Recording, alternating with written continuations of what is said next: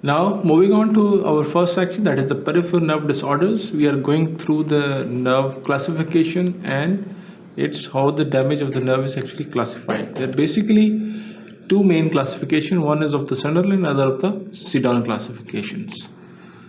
So, how can the nerve be damaged? It can be caused by compression, stretching, or it can be caused by laceration or thermal injury. Especially during surgery, when we are using cautery, we have to be very careful, especially it can cause a thermal damage to the nerve. Other causes could be the chemical injury. That's nowadays it's very rare, but sometimes now being cement is actually being utilized in multiple surgeries in orthopedics. So yes, due to heat produced by cement can actually damage the nerve as well.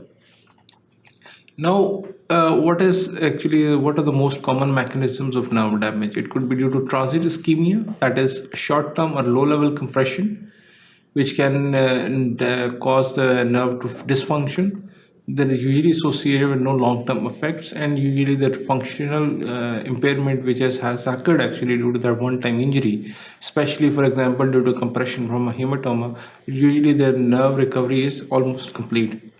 Nerve function recovery is almost 100% and usually associated with paresthesia and muscle weakness. Deep pain sensation is usually preserved.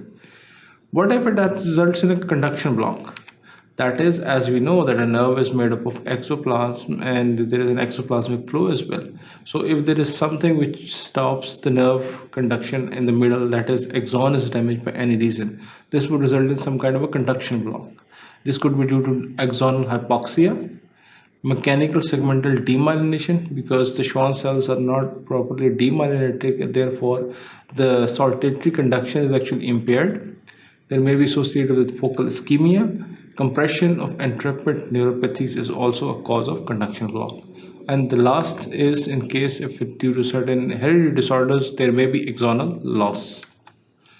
Coming to the classification, the Seddon's classification, Seddon was first to classify the nerve injuries.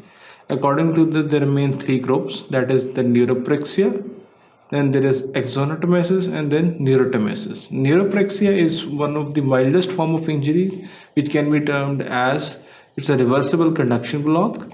There is loss of some sensation and muscle power due to mechanical pressure, for example, either due to hematoma post-operatively, which actually due to collection of fluid over there, it compresses the nerve, or this could be secondary to if tourniquet was applied for some time and there was excessive pressure, the tourniquet was released, there may be a transient loss of nerve function. There may be segmental demyelination as well, usually associated with crutch or Saturday night palsy, that is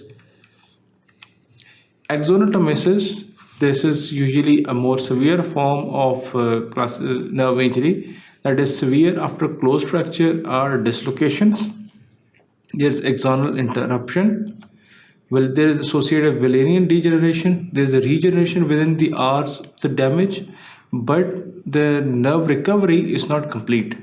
Usually associated with Schwann cells and fibroblast proliferation leading to fibrosis of the axon.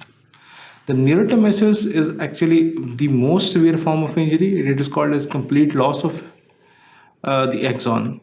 There is division of nerve trunk. For example, in case of an open wound, severe degrees of damage is always there, almost shows no recovery. Endoneural tubes destruction is seen in this and usually results in scarring towards a neuroma.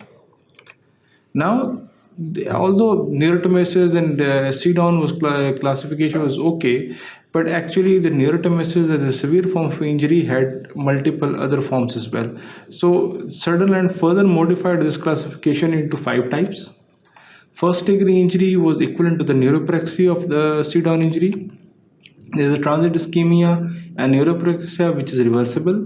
The second degree injury was equivalent to the axonotmesis of the Seddon's classification, that is Seddon's axonotmesis, axonal degeneration, complete and near complete recovery.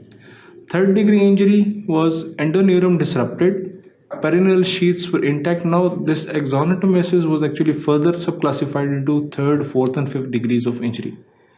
Then the third degree injury, the endoneuron was disrupted, perineal sheaths is intact but limited recovery. If you see this diagram, that is how from inside out the injury is actually getting more and more severe. So if only endoneurium is disrupted, this is third degree. Once the injury reaches the perineurium, it becomes a fourth degree, in which there is also intact perineurium, but intact epineurium, but perineurium and endoneurium are disrupted. And once this injury involves the whole of the nerve, that is, all the endoneurium, perineurium, and epineurium, all are involved, this becomes a fifth degree injury, or in which the nerve is actually divided and has to be either repaired, or if it is not repaired, it will be resulting in complete loss of nerve function. Now coming to a double crush syndrome of phenomena. Actually, it was noted way back in the 70s. Initially, it was hypothesized that if the nerve is already compressed up in the axilla and there is actually disrupted or the abnormal exoplasmic flow, this will result in the nerve being more easily crushed or more susceptible to injury lower down. For example, this was especially noted in the cases where the median nerve, if it was compressed in the axilla, there was always a high chances of carpal tunnel syndrome. Similar was the case with the ulnar nerve, where if it was compressed in the axilla, there was always associated increased chances in the medial epicondyle compression.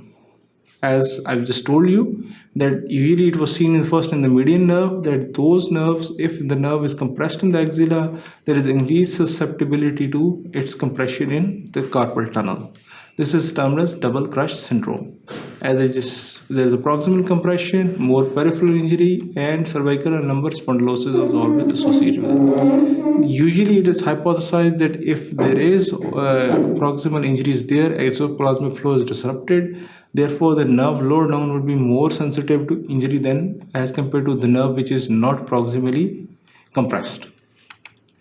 Now, in this section, we have gone through the types of nerve injuries, how they can be either they can be lacerated, crushed, or they could be cut somewhere, or there may be a thermal injury. We have briefly gone through the two major classifications, that is the Seddon's classification, which divided nerve injuries into neuropraxia, axonotmesis, and neurotomesis, while then there was the Seddon's classification as well, which divided nerve injuries into five group 1, 2, 3, 4, and 5.